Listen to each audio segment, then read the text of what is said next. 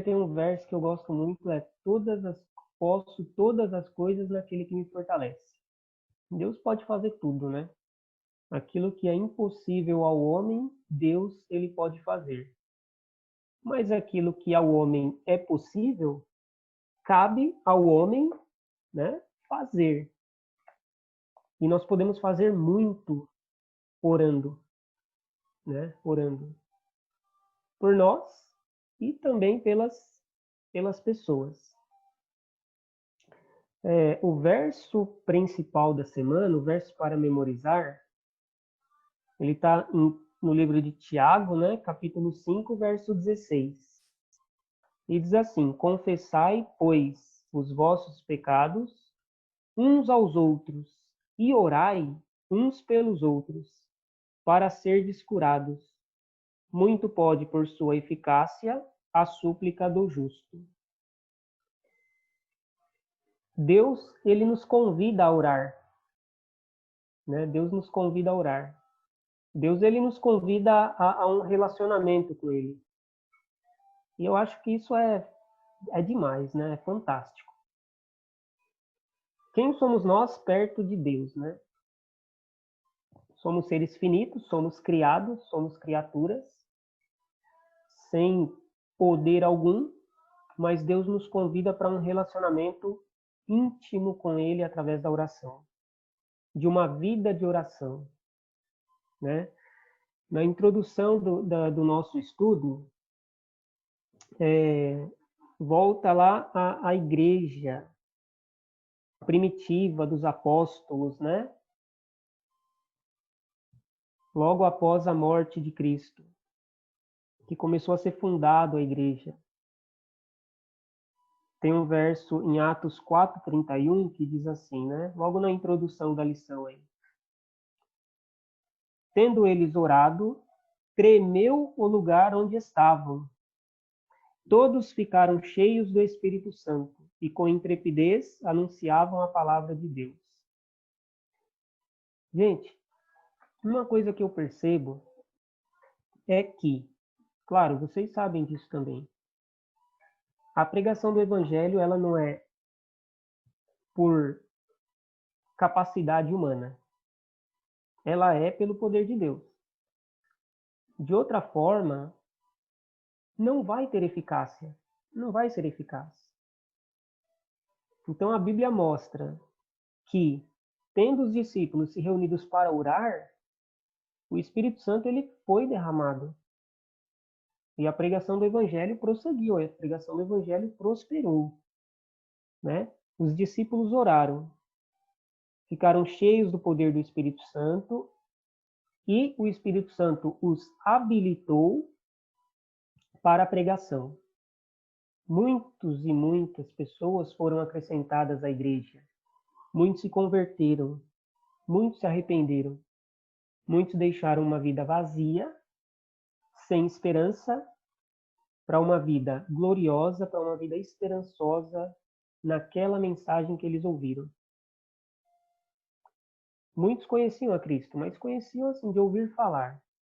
Agora eles conheciam o poder salvador de Cristo. Os discípulos, eles oraram pelo derramamento do Espírito Santo e cabe a nós fazer o mesmo. Orar pelo derramamento do Espírito Santo e buscar sabedoria e buscar poder de Deus em prol de outras pessoas, né? Por quê, gente? Não torna-se uma oração egoísta. Se torna uma oração egoísta, né? Imagina, você pedindo, agradecendo, conversando com Deus, somente em prol de você? Você deve fazer isso? Sim. Mas também lembrar de que outros têm a mesma necessidade e outros ainda não conseguem ter o mesmo relacionamento que você, porventura, tenha com Deus. Então, a oração intercessória, ela faz de você um conduto das bênçãos de Deus para que chegue até outros, não é? Eu penso dessa forma que eu tenho aprendido durante essa semana, né? lendo, comentando, pesquisando. E aí, gente, tem um texto aqui que está em Apocalipse 12, de 7 ao 9, Efésios 6, 12 e 2, e 2 Coríntios 10 e 4. Ele pede para fazer uma comparação. E todos esses textos, eles comentam sobre a oração intercessória, tá? E é o seguinte, a Bíblia, na parte de domingo aí, comenta que a Bíblia, ela revela o grande conflito que existe entre o bem e o mal. Tá? Isso está na Bíblia. Ela revela isso. E aí é o seguinte, nós como agentes de Cristo, ok? Deus nos fez agentes dele. Nós somos escolhidos para levar a mensagem da salvação. Seres fracos, falhos, né? E ele nos capacita a fazer tal coisa. Os anjos poderiam fazer isso, mas ele nos escolheu. E um preparo para isso é através da oração. E o preparo para a pessoa receber essa mensagem também é através da oração. Então eu creio que antes da pessoa receber a mensagem, nós já devemos estar orando por ela. Por que orar pela pessoa? Isso vai forçar Deus a fazer que a pessoa tome uma decisão? Ora, Deus não força ninguém. A pessoa tem livre-arbítrio de aceitar ou rejeitar. Então, onde que entra a oração? Qual o objetivo de orarmos para as pessoas se salvarem, para as pessoas aceitarem a Cristo, né? A Bíblia, a lição, ela comenta que Deus ele não coage ninguém a aceitá-lo. Deus não força a consciência. A coerção, ela vai ao contrário daquilo que Deus estabeleceu. Deus deu a cada um, ao crente e ao descrente, o livre-arbítrio de aceitá-lo ou rejeitá-lo. Agora, por que a oração é importante? Tem um texto aqui que eu gostei muito, gente, que diz assim, ó: embora Deus esteja fazendo tudo o que pode para alcançar as pessoas, antes mesmo de orar, nossas orações liberam o imenso poder de Deus. Ele respeita nossa liberdade de escolha de orar por outras pessoas. E, à luz do conflito entre o bem e o mal, quando oramos, ele pode fazer mais do que se não orássemos. Então, olha só, gente. A oração é a chave. Isso que eu aprendi durante essa semana. A oração, ela é a chave que abre as portas do coração das pessoas. Posso comentar? Pode, Damares, claro. Eu queria falar algo bem interessante, gente, que... Deixa eu voltar aqui para vocês poderem me ver, né, gente? Que eu tô aqui no momento de beleza, tirando máscara, porque eu não liguei antes. O Alexandre, eu discordo um pouco sobre a lição e sobre exatamente esse ponto. Eu acredito que a chave não seja a oração diretamente. Eu acredito que a chave para que a gente possa desbloquear algumas coisas do nosso próximo seja nós nos tornarmos aquilo que nós dizemos que somos. Eu acredito que a oração ela tem muito mais a ver com o comportamento do que com o silêncio. O silêncio ele pode ser silêncio de palavras, mas o silêncio, o não silêncio de uma ação, ela é muito mais impactante. E a gente estava conversando, eu e a Vivi, agora há pouco, e eu não sei se faz sentido, mas eu acredito que possa fazer um pouco, Nós estamos vivendo numa época onde espiritualmente estamos tendo um conflito onde poucas pessoas estão enxergando isso. Existe um conflito de gerações. Se você pega a geração, que é a geração da minha mãe, da minha tia, a geração, né, dos meus avós, é uma geração que é uma geração que tem muita experiência, mas nós temos uma outra geração que talvez seja a geração da Vívia, chega a minha geração, a de vocês aqui, que é uma geração hoje que, querendo ou não, está tendo um conflito muito grande. Essa semana ela estava conversando comigo, a Vívia, e disse que ela estava conversando com uma pessoa, e essa pessoa, ela falou assim, essa pessoa está tendo muitos problemas de relacionamento, né? De relacionamento com os filhos, de relacionamento com a família, de relacionamento com os outros, todo mundo ao redor. E aí, essa pessoa chamou a Vívia para assistir uma vigília. E a Vívia falou assim para essa pessoa: fulana, você leu aquele livro que eu te dei? Que era um livro que falava sobre as 5 linguagens do amor. E aí, essa pessoa disse para a Vívia assim: não, eu estou sem tempo, eu não tenho tempo para ler. Aí a Vívia perguntou assim: ué, mas você vai para a vigília agora. Você disse que não tem tempo para ler? Como assim? Não, Jesus está voltando, está no fim do tempo, a gente tem que estar aprendendo da palavra. Aí a Vívia fez uma pergunta assim: o que adianta você saber a Bíblia de cor e salteado se você não sabe se relacionar com a sua própria família? Então, a nossa oração, ela tem que ser uma oração talvez muito mais prática. A nossa oração tem que ser com as nossas atitudes, porque muitas vezes a nossa ação vai impactar a vida de uma outra pessoa para uma mudança. Muitas vezes nós vamos ser resposta inclusive, da intercessão de Cristo através de uma ação minha, através de uma ação sua, através de ação de alguém. Muitas vezes a gente fica dentro de um meio onde a gente diz assim: vamos orar. Vamos orar porque se for da vontade de Deus, tal pessoa vai voltar. Gente, a vontade de Deus é que todo mundo retorne. Mas a vontade de Deus é que eu e você nos tornemos pessoas melhores, entendemos como funciona o outro, porque não adianta nada a gente ficar em casa orando se as nossas atitudes são as mesmas.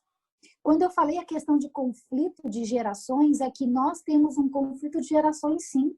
A geração que chegou agora, a geração que está chegando, é uma geração muito mais dinâmica. E há coisas que você e eu vamos precisar desenvolver para atingir esse povo. Agora, existe uma geração, e a minha pergunta aqui é para mim, Damares, para você que está aqui me assistindo. Você é aquela geração que está bloqueando Deus de agir na vida de alguém? Porque às vezes a gente fala que ora muito, a gente pode até orar, mas as nossas ações estão péssimas. E eu acho muito interessante que a gente, falando com o JC na semana passada e o JC hoje, cara, isso é oração. Ele está sendo resposta da intercessão, do amor de Deus. Ele está intercedendo lá: Pai, por favor, Pai, eu estou intercedendo por essas pessoas.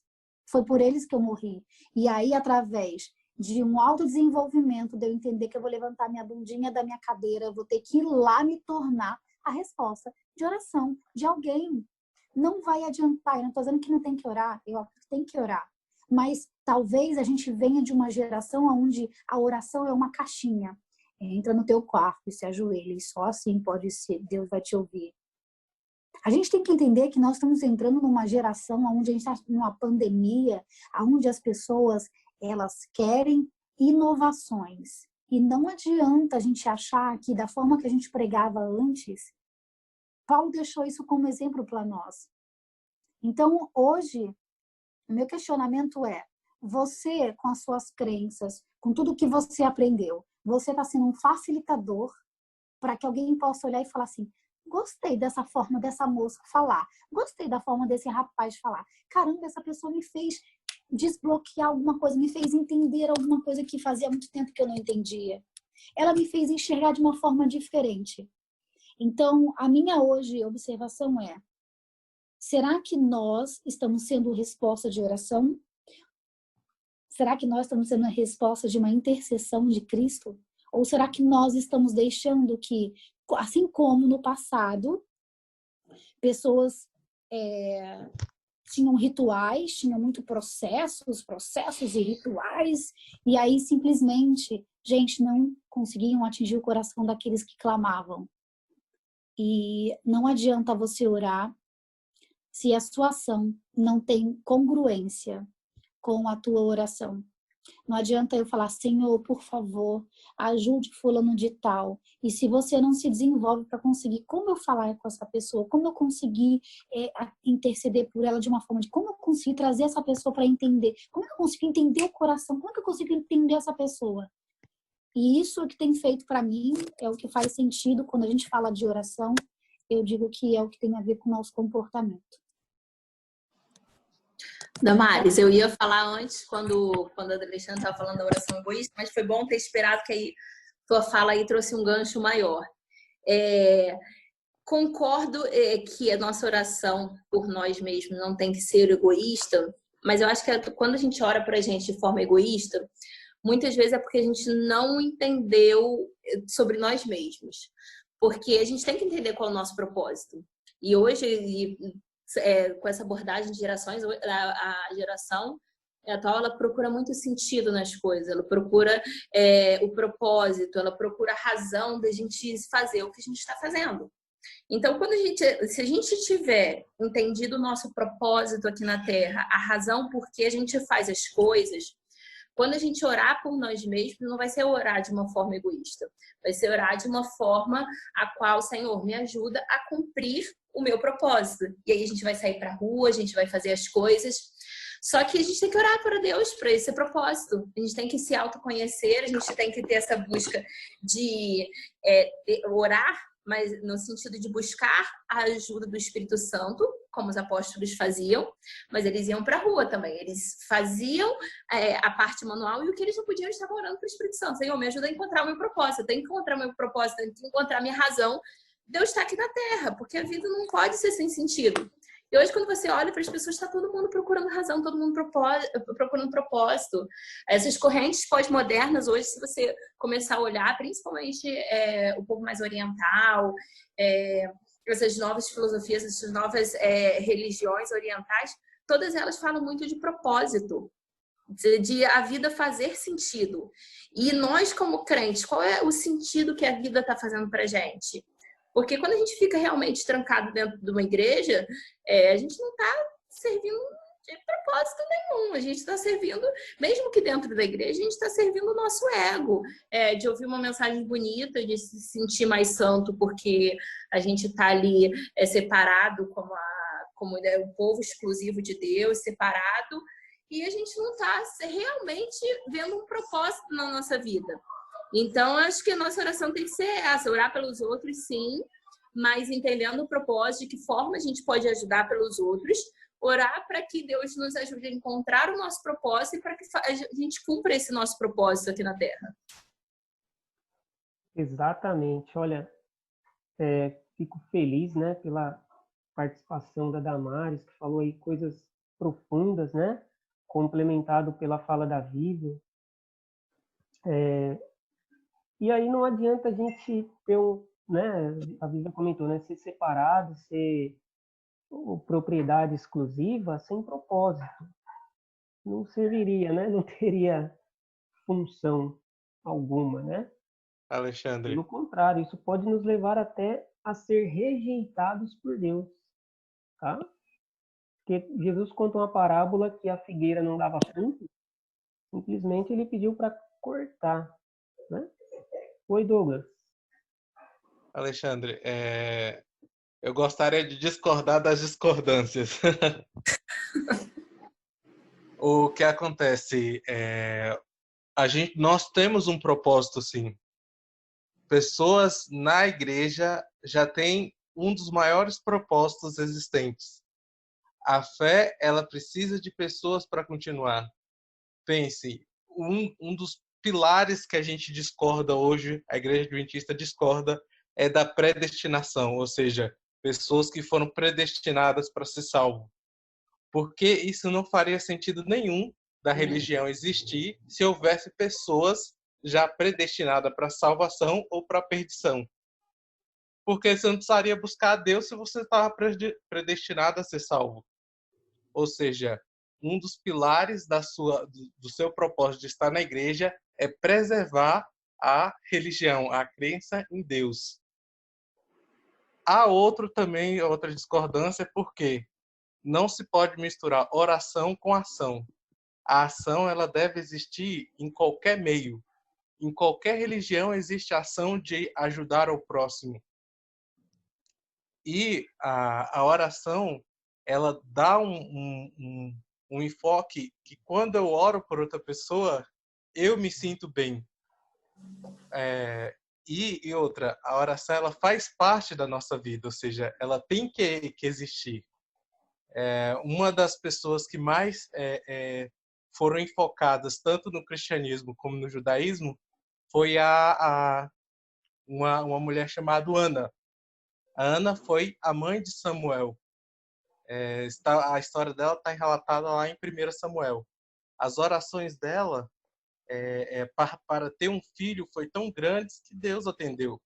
Para o profeta Elias, quando ela foi falar com o profeta Elias, para ele, ela estava bêbada. Do jeito que ela falou, parecia que ela estava bêbada.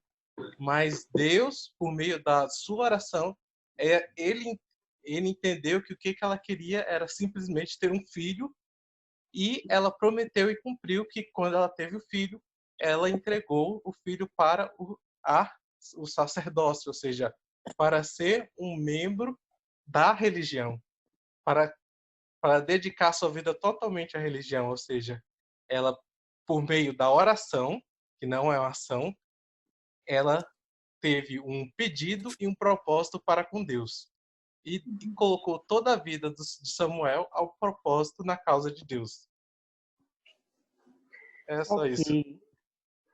Só uma observação com relação ao propósito, Douglas. Quando eu falo procurar o seu propósito, é porque hoje em dia, mas porque eu vivo hoje em dia. Eu sei que no passado, com certeza, tinha essa discrepância também. E isso aplica ao propósito, à fé, a crenças. Existe uma diferença grande entre a gente acreditar. Óbvio que a terminologia não é exatamente essa, mas assim, a gente acreditar com a mente e com o coração. Às vezes a gente sabe que é certo fazer uma coisa, a gente sabe qual é o propósito certo, mas a gente não... No fundo, a gente não acredita. No fundo, por exemplo, quando eu olho a vida de Jacó, quando ele foi lá para Padan-Aram, ele sempre falava que Deus era o Deus de Abraão e de Isaac. Ele não falava meu Deus. Ele sabia que era um Deus poderoso, ele acreditava naquele Deus, mas ele ainda não conseguia sentir que era dele. E aí ele saiu, teve um relacionamento com Deus, teve alguma coisa ali íntima, e aí quando ele volta, ele passa a tratar em várias passagens como meu Deus também. Então, quando eu falo de propósito, a gente buscar o nosso propósito, a gente sair daquela coisa de que, o meu propósito é a comissão, a grande comissão lá, pregar o evangelho a todo mundo.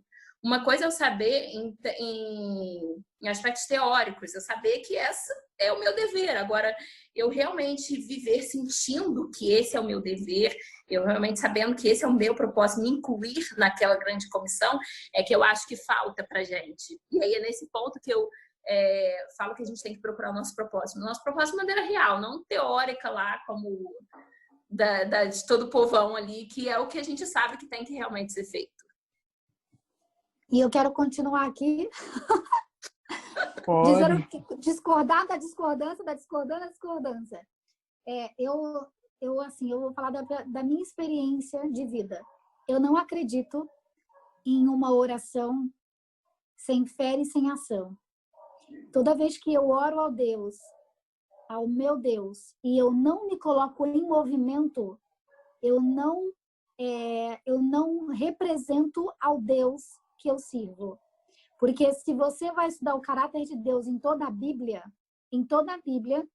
você vê Deus agindo em todo momento.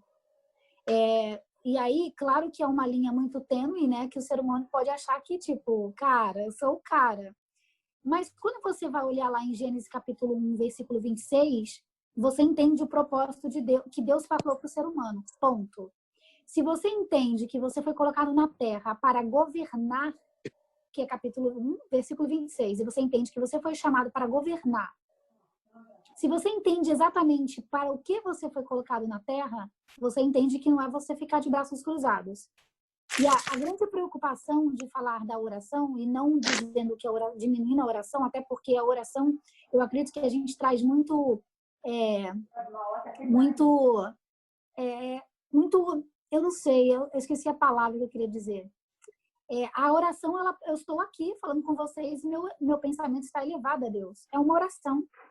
Então, eu acredito que a gente começa a estudar a palavra, lembrando que a palavra foi escrita para todas as épocas, mas lembrando que foi escrita numa época onde as pessoas eram diferentes da nossa realidade. E que eu preciso ter a sabedoria de entender que a forma como eles oravam pode servir hoje e pode não servir. Pode ser que muitas vezes eu não consiga me ajoelhar, mas pode ser que eu possa estar aqui e intercedendo em todo momento. Ou que eu possa estar em casa, dando uma de doida, e as pessoas achando que eu estou falando com alguém, que eu estou falando com Deus. Então, quando a gente quebra essa barreira da oração e entender que não há limites, mas que se eu represento ao Deus Altíssimo, como capítulo 1, versículo 26, eu fui colocada para governar. Ou seja, existe uma tarefa a fazer, não é de braços cruzados. E que o poder de Deus, ele não precisaria do homem, mas quando Deus fez a imagem e semelhança, ele diz o seguinte: querida, faz a tua parte, negão, faz a tua parte, porque eu não preciso de você, mas você precisa de mim. E você precisa se desenvolver. É igual uma criança. Quando a criança nasce, ela precisa muito do pai e da mãe. Só que depois que ela cresce, ela aprende a andar sozinha. Então, a nossa questão é que a gente ainda vive muito como um bebezinho. Ai, Senhor, eu vou orar e pedir para Deus fazer por mim. Deus falar: querida, eu já fiz tudo que eu precisava fazer por você. Eu dei minha vida, dei meu filho. Agora levanta e vai agir. Então, a gente tem que tomar cuidado que esse tipo de ensinamento pode ser algo muito perigoso para nós, porque, teoricamente, nós já somos adultos. Para algumas pessoas, cada um está numa escada, num patamar. Mas a gente está na hora de a gente levantar e começar a fazer alguma coisa e parar de achar que eu vou orar e vou pedir para Deus, o Santo Espírito, nanã. Tem que orar, e tá certo. Mas eu falo assim: querida, levanta aí, porque eu já fiz tudo. Eu já fiz tudo que você precisava, agora é contigo. É contigo, e eu já volto para te buscar. Ok. Gente, é importante, né, esse comentário da Damares. Tá aqui, tá? Mas uma inspiração para nós é a vida de Jesus. A lição comenta que ele teve uma vida de oração. Ele sabia o conflito que ele ia enfrentar. E além da oração, ele teve uma vida atribuladíssima, né? Ele não só orava, passava... Gente, eu estava falando, né? Jesus, ele nos deixou um exemplo fantástico de oração, né? Tamanho era o conflito que ele sabia que teria que suportar. Por vezes, os discípulos viram ele orando e ouviram o clamor de Cristo orando. Eu acho que isso inspirou os discípulos a desenvolverem uma vida de oração. A Damares comentou aí sobre o crescimento, né? Que a gente tem que crescer. E eu entendo isso, Damares, como assim, ó, muitas pessoas querem o leite, só o leite espiritual. Paulo fala que os que já se alimentaram de leite, eles não precisam mais de leite. Não adianta ficar só alimentando-se com leite. Agora é necessário o alimento sólido. Eu acho que parte importante desse alimento sólido é desenvolver-se pela oração. Eu posso falar por mim. Não atingi o nível que eu quero atingir na oração particular, orando por mim, pela família e pelos outros, tá? E essa parte da ação a gente negligencia. Tem um trechinho aqui que eu gostei muito, né? Que diz assim, ó: se tratando ainda do conflito, que Jesus teria que enfrentar. Por que o conflito dele era muito duro? Porque se tratava da vida de toda a humanidade. Se tratava da missão dele. Diz assim, ó, ao som da fervorosa oração, todo o exército de Satanás treme. Bom, a cada dia dessa quarentena eu tenho aprendido sobre a luta, a grande luta que existe. Que o nosso inimigo não são as pessoas, não são os sistemas, mas sim o próprio Satanás. Eu não tenho dúvida de que ele quer destruir a minha vida e a vida dos que conhecem a palavra de Deus e daqueles que obedecem aos seus mandamentos. Mas, ao som de fervorosa oração, todo o exército de Satanás treme. Para mim, isso deveria trazer um estímulo que nem sempre eu consigo fazer. Alguém?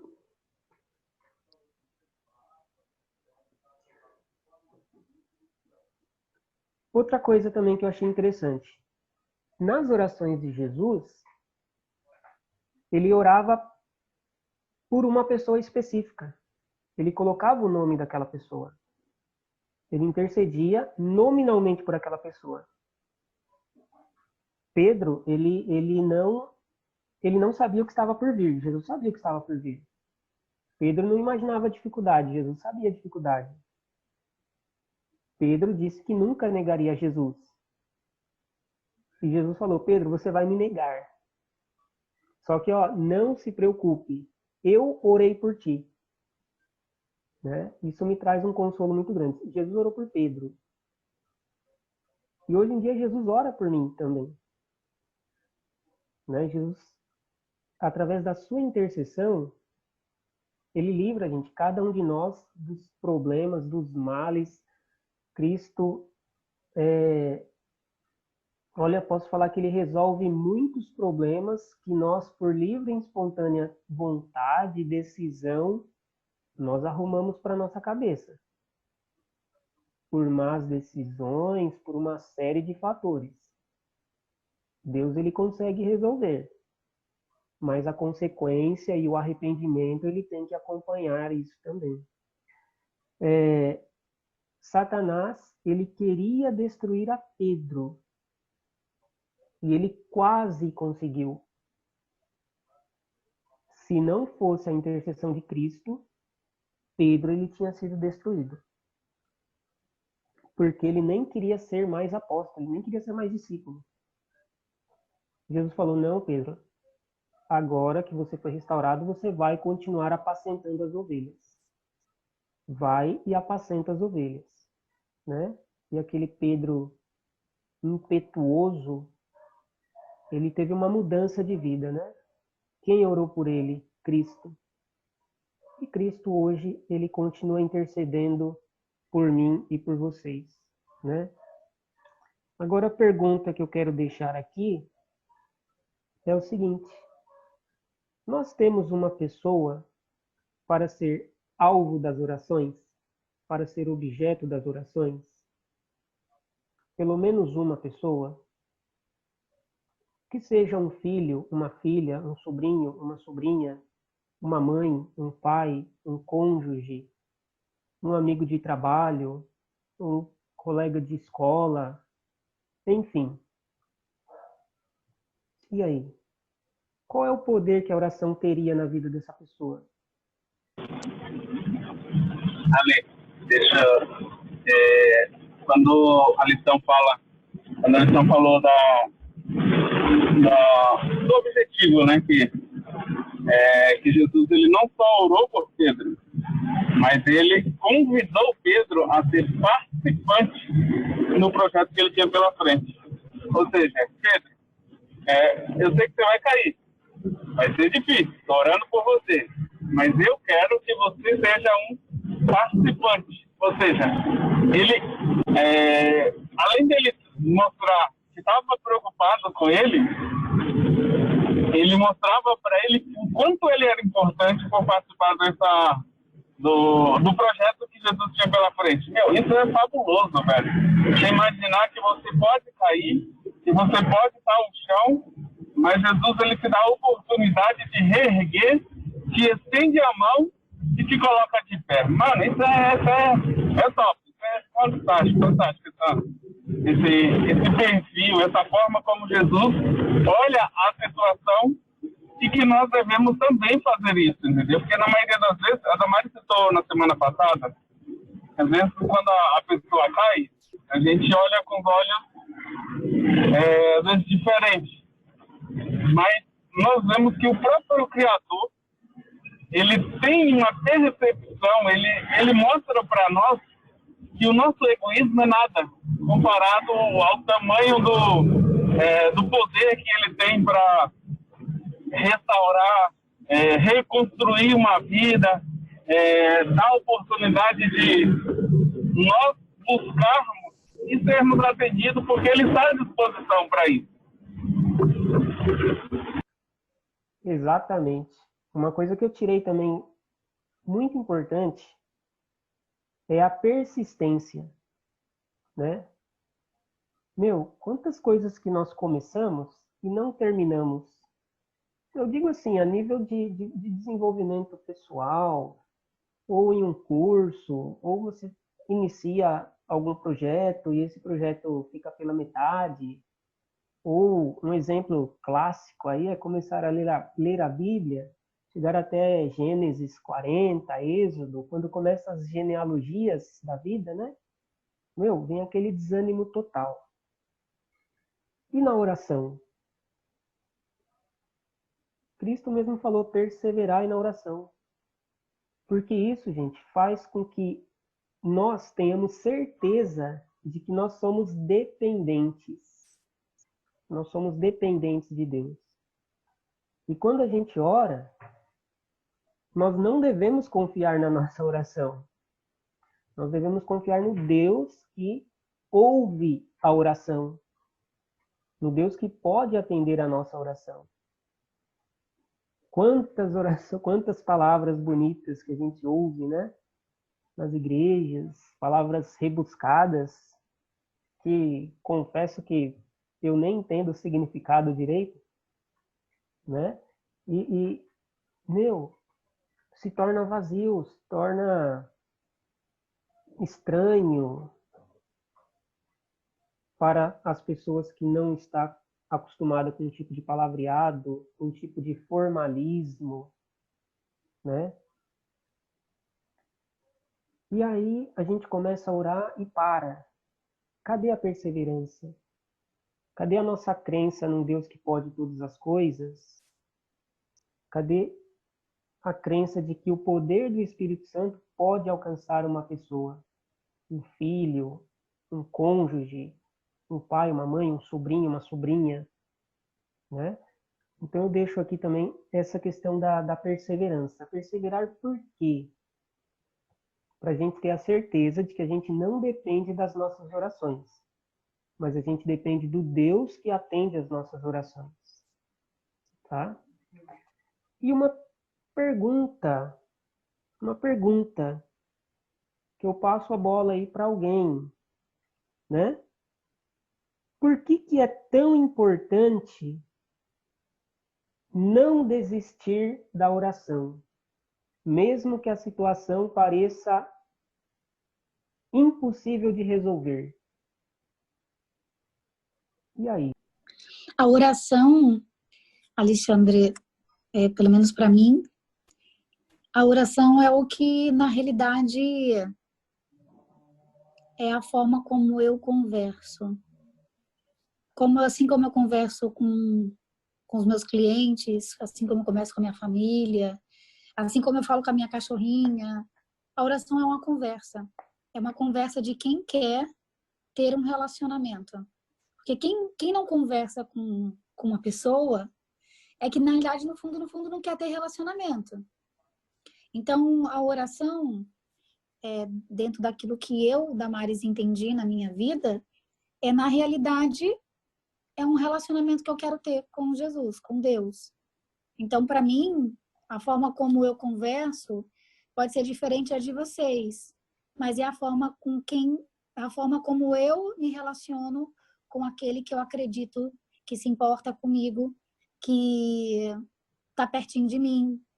Uma das coisas que eu acho bem interessante é que eu deito, normalmente eu não faço minha oração de joelho, eu faço minha oração deitada, e aí eu fecho os olhos e eu fico sempre pedindo para Deus, quando eu acordar, eu falo assim: Senhor, quando eu acordar, o Senhor fica do meu lado e abre meus olhos?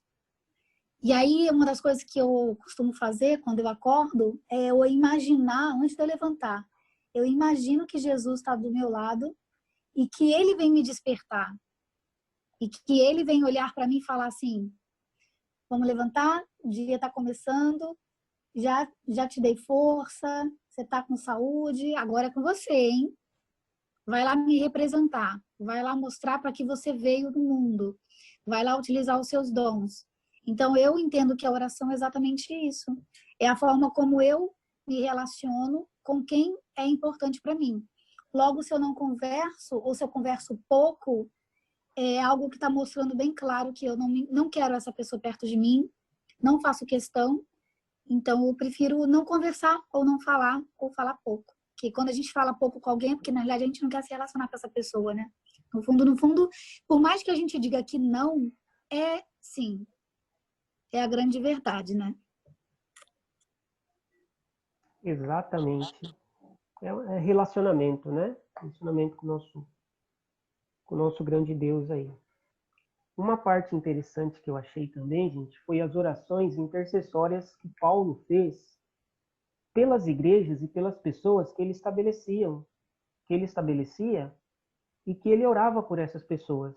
Era uma oração também bem específica, tá? E tem um texto aqui muito bonito, está em Efésios 1, do 15 ao 21. Deixa eu achar aqui, que eu gostaria de ler bem rápido. Efésios 1, 15 e 21. Vai mostrar os pedidos. Deixa eu sair aqui. Vai mostrar os pedidos que Paulo fez através da oração. Alguém achou aí, gente? Gostaria de ler?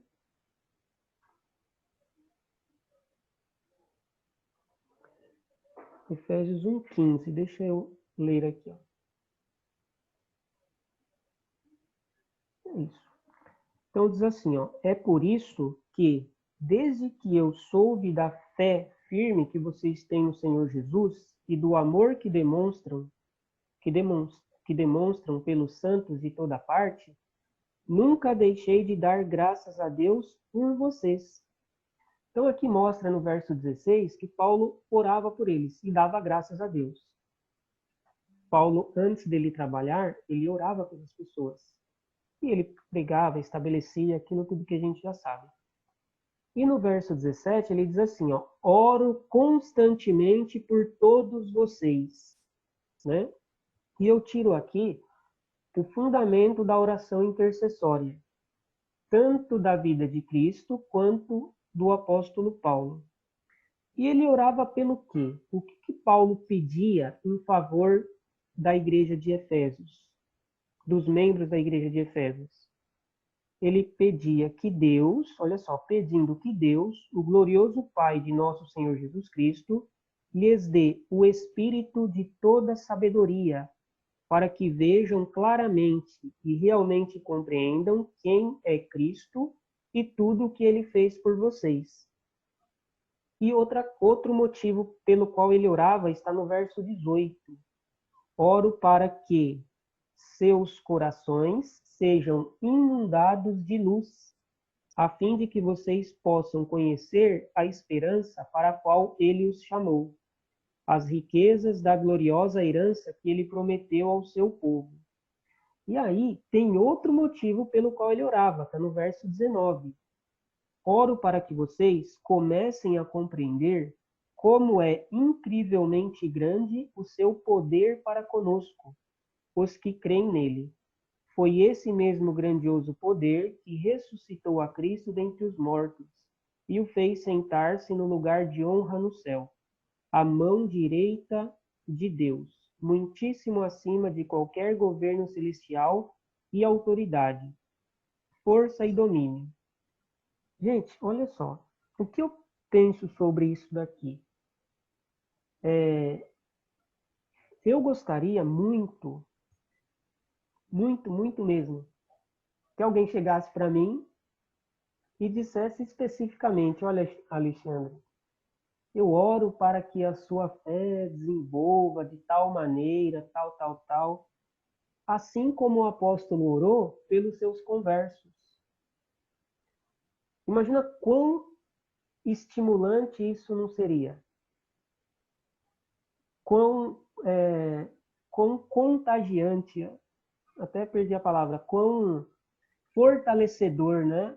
Quão confortante seria chegar a uma pessoa específica e dizer: olha, eu oro para você por esse motivo, por esse motivo e por esse motivo, sabendo que o galardão, gente, já está assegurado, né?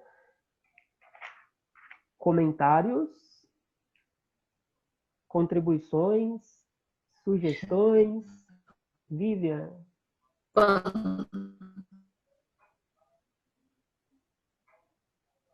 Acho que deu uma Alexandre, falha. quando você estava fazendo essa relação aí da oração intercessória, me fez pensar em... Oi, então, tá dando para ouvir direitinho agora? Todo mundo ouvindo? Beleza, então.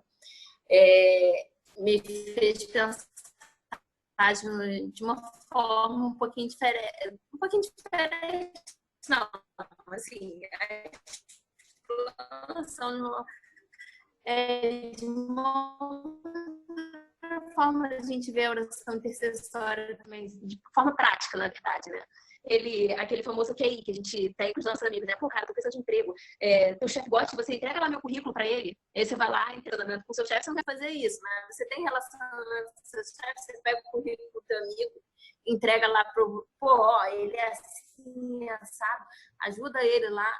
E aí você volta pro seu amigo pergunta o quê? Pô, entregou pro seu chefe? Você, não, entreguei, dei boas recomendações.